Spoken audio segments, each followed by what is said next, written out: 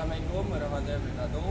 Puji syukur kehadirat Allah Subhanahu wa Ta'ala yang telah memberikan rahmat serta karunia kepada kita semua untuk diperkenalkan hadir di yang tercinta ini ya teman-teman. Tak lupa juga saya akan memperkenalkan diri. Nama saya Cornesia Romeki Saputra dari Pendidikan UNES Pendidikan Teknik Otomotif angkatan 2017. Akhirnya saya di sini ingin menampilkan bagaimana sih perawatan sistem rem dan gunanya apa. Yaudah, ayo sekalian mari kita liput bersama-sama. Ya, selanjutnya yang pertama kita akan mengenal terlebih dahulu. Dikarenakan apa? Ketika kita ingin merawat sebuah sistem, kita harus mengetahui terlebih dahulu bagaimana sistem itu bekerja dan komponen apa saja yang harus kita ketahui dan bagaimana kita penanganan merawat komponen tersebut. Ya, jadi teman-teman, selanjutnya kita akan melakukan perawatan sistem rem. Kita akan mengulas dari atas terlebih dahulu ya. Yang pertama itu kita harus melakukan perawatan minyak karena kita menggunakan sistem hidrolik ya. Penggantian sendiri itu dengan rutin berjarak 24.000 km. Dikarenakan apa? Kita harus mengganti minyak dan batas 24.000 km itu penggantian maksimal ya. Dikarenakan untuk meminimalisir terjadi penumpukan lumpur di dalam yang akan menghasilkan sil-sil di dalam katup hidrolik akan menyumbat dan pengereman terjadi tidak maksimal. Yang selanjutnya kita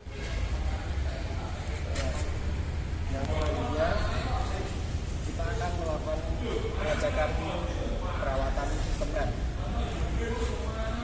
Kita harus yang pertama-tama kita harus mengecek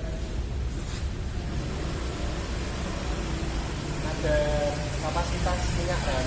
Itu biasanya di reservoir itu ada tanda lower dan upper ya teman-teman.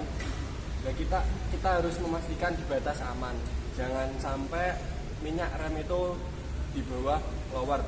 Dikarenakan nanti terjadi loss atau udara yang masuk ke dalam sistem rem tersebut yang akan mengakibatkan panas dan ngeblok. Lalu juga kita harus melakukan penggantian rutin minyak rem itu sendiri dikarenakan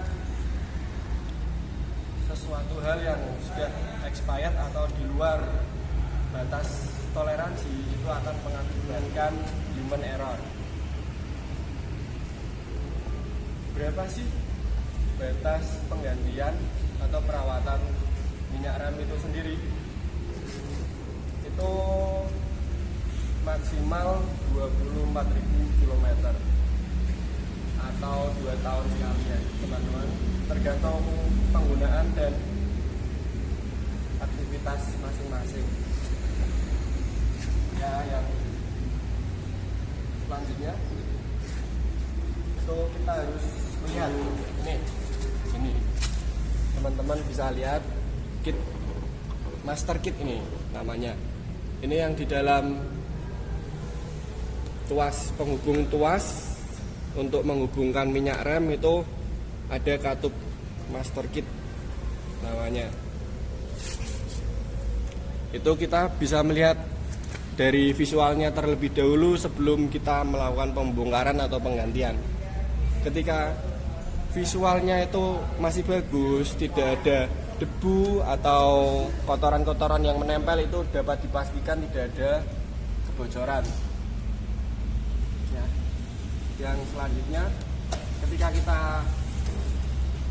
sudah melakukan penggantian rutin atau jarak penggantian oli belum mencapai maksimal, tetapi kok rem belum bekerja secara optimal, kita selanjutnya akan memeriksa kaliper, master kaliper ya teman-teman. Yang pertama-tama kita mengecek batas toleransi gerak master kaliper itu sendiri. Ketika sudah gerak, jadi tidak ada sistem kemacetan. Dan selanjutnya itu kita harus mengecek ini, dapat dilihat ya teman-teman, mengecek piringan dis atau rotor itu oleng atau tidak. Dan kita bisa mengecek dis itu dengan menggunakan dial indikator seperti ini. Ya, kita dapat mengecek keolengan dis. Dikarenakan apa kita mengecek itu bisa mengurangi keoptimalan saat kita menggunakan rem cakram atau tidak bekerja dengan baik ya teman-teman. Nah, cara pemasangannya itu seperti ini teman-teman. Ini nanti dipasang di sini ya, seperti itu. Kita akan melakukan pengecekan komponen master silinder.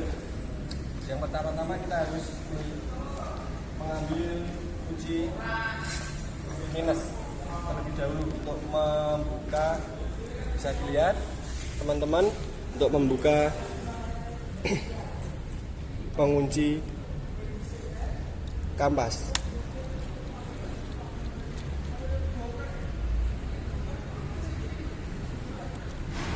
Ada dua ya, ini karena tipe master silindernya yang double bukan yang single. Kalau penguncinya udah dilepas semua, kita akan mengambil kunci L dengan ukuran 5.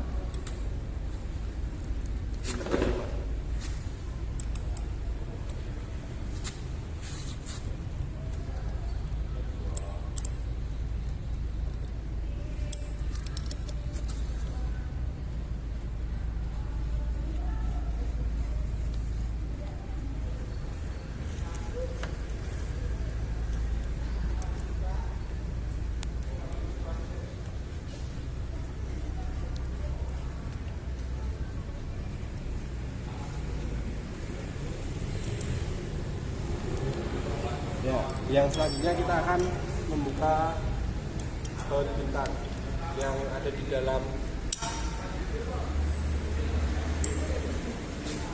shop.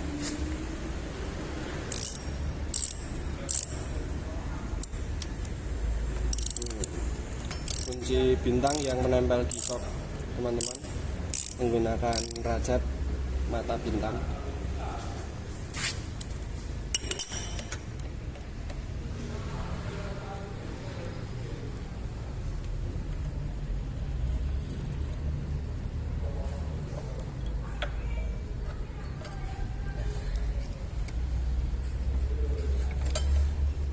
Bisa dilihat teman-teman bagaimana penampakan visual kampas rem cakram. Kita lihat masih bagus dan utuh, cuman ada sebagian yang licin ya, ini perlu metode pengamplasan sedikit. Dan tak luput juga diperhatikan komponen yang satu ini, jangan sampai terjadi macat yang akan menimbulkan rem tidak bisa kembali. Yang indikator biasanya itu berbunyi srik berdecit. Pastikan ada pelumas atau gemuk yang masih melekat.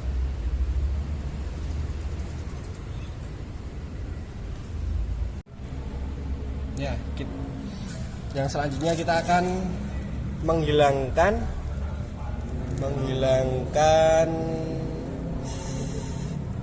visual penampakan yang licin atau yang clean dari kampas rem ya, dengan menggunakan amplas. Kita mengamplasnya itu tidak menggunakan kekuatan ya teman-teman, cuma ini membersihkan bagian luarnya saja yang biasanya terkena lumpur, terkena air hujan, itu akan mengendap dan menjadikan pengereman itu tidak maksimal. Tak lupa juga membersihkan sela-sela ampas rem agar sisa pembuangan debu itu bisa terurai dan cepat keluar.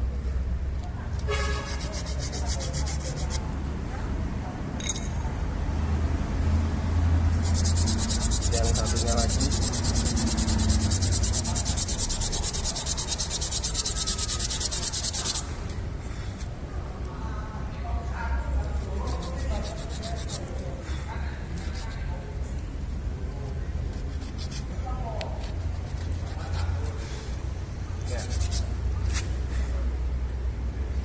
Ya, jika sudah,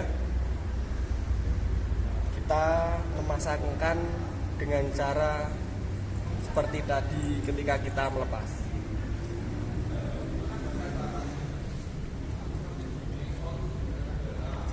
Ya, yang terlebih dahulu kita menekan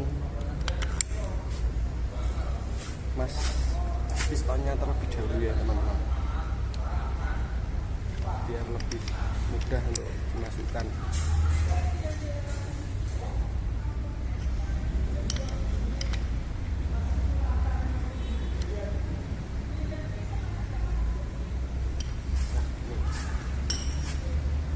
Sudah masuk semua, lalu kita masukkan kampas.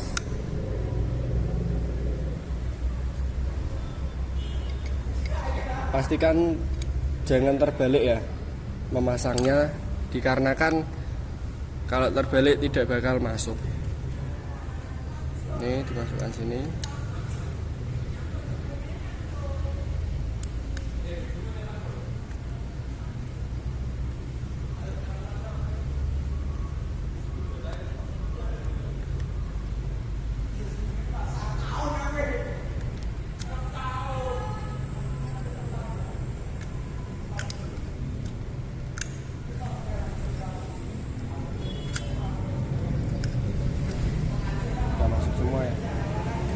Masuk semua,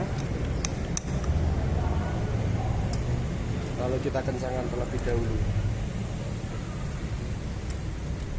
menggunakan kunci L5.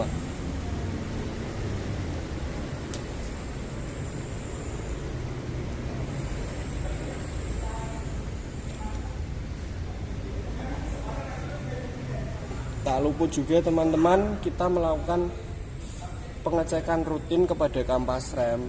Kalau yang tadi itu kan minyak rem, selama kisaran 24.000 km. Sedangkan kalau kampas rem itu sendiri itu melakukan pengecekan perawatan berkala itu berjarak 10.000 km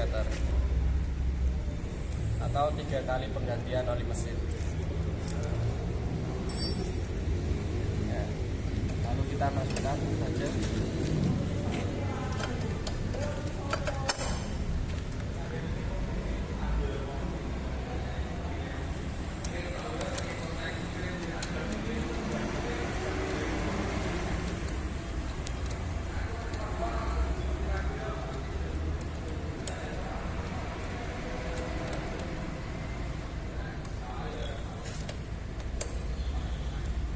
Sangat mudah sekali teman-teman, dan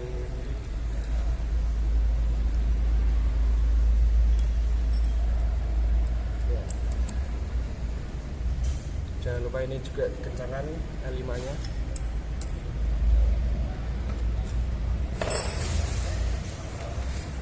Yang selanjutnya penutup.